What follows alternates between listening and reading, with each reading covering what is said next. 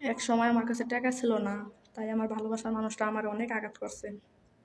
আমার অনেক মারছে শুধু টাকার জন্য। আমার বাপ মারে অনেক অপমান করছে। তো এক সময় আমার টাকা ছিল না, কিন্তু আমার ভালোবাসার মানুষটা ছিল। কিন্তু এখন আমার টাকা আছে, কিন্তু ভালোবাসার মানুষটা নাই। কিন্তু পার্থক্য শুধু একটাই, যে টাকার জন্য আমার ভালোবাসার মানুষটা আমারে বিচ্ছিন্ন করে দিছে, আমারে পর করে দিছে, অনেক কষ্টও দিছে। তো আমি আল্লাহর কাছে দোয়া করি, আল্লাহ তুমি মানুষটা অনেক ভালো রাখো। আমি ভালো থাকি আর না থাকি তাতে তার কিছু যায় আসে না, সে ভালো থাক, আমি দোয়া করি।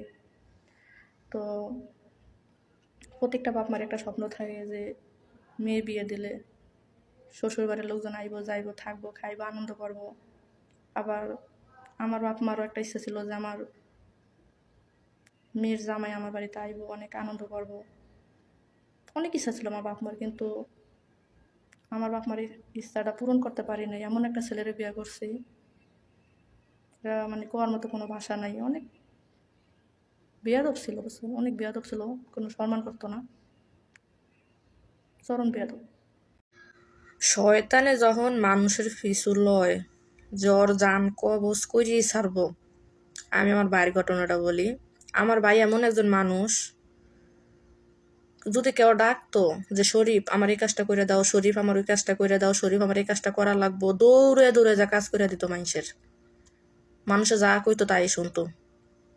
কিন্তু যেদিন গাছের থেকে আমার ভাই পড়বো, ওই দিনকা কাউর কথা শুনলো না।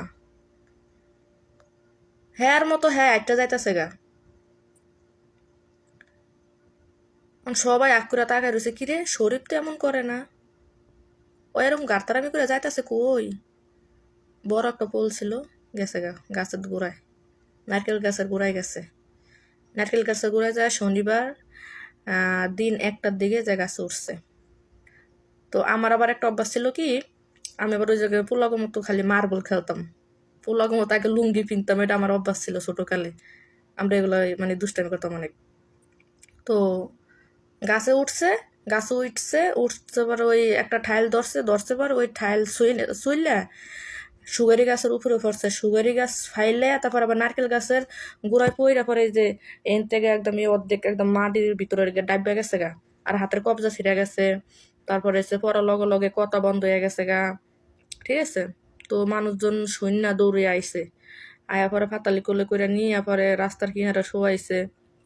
পরে আমার নানু শূন্য আইসছে। আবার পরে আমার নানায় আয় আঙ্গুল ধরে গুতাইতেছে, ভাই শরীফ, শরীফ ওঠ ভাই ওঠ, তোরা ডাকতেছে মাদ্রাসা হুজুরে। আমার বাড়ির নারকেল মানুষে খায়, আমার বাড়ির সুপারি মানুষে খায়, আর তুই মানুষের বাড়িতে নারকেল পাড়তে গেছস, তুই আমার থেকে কোনো অনুমতি নিছস? ওঠ ভাই ওঠ ওঠ ওঠ, দুষ্টামি করিস না ভাই ওঠ। পরে আমার সবাই কইতেছে আমার নানার তো সরাইলো, আমার নানার মাথার সেন্স খারাপ হয়ে গেছে, মানুষজন পুরো রাস্তাঘাট বেরিয়ে গেছে গা। তো যখন আমার আমি যখন ওই যে মার্বল খেলতেছি পোলাপানের লগে, তখন আমার চাচা তো ভাই দৌড়ে আমার মারে কইছে কথা, যে আমি তো জানি না আমি মার্বল খেলতেছি। কইতাছে, কাকি কাকি শরীফ ভাই তো গাছের থেকে পইরা মরে গেছে গা। এই কথা শুন না মায়া অজ্ঞান, মায়া না অজ্ঞান আমি জানি না, আমি পোলাপানের লগে মার্বল খেলতেছি। তো আমার অনেকক্ষণ ডাকতেছে, পরে আমার দাঁড়ে গেছে দৌড়ে অনেকে, যা কইতাছে তুমি এনে খেলতাছ, হেনে তোমার ভাই তো মরে গেছে গা। পরে কি এই কথা শুন না তো আমি অজ্ঞান হয়ে পড়ে গেছি গা, মায়া অজ্ঞান হয়ে পড়ে গেছে গা, সবারই নিয়ে টানা খিচা পড়ে গেছে গা। তো যাই হোক, মারা অজ্ঞান ফিরছে, আমগো অজ্ঞান ফিরছে। ফিরার পরে আমগরে মায়ের নানুকে বাড়িতে পাঠিয়ে দিছে। আর আমার কাকি আমার আম্মা এরা বরিশাল মানে বড় হসপিটালে হরে নিয়ে গেছিল, ওই নেহারা গেছে গা।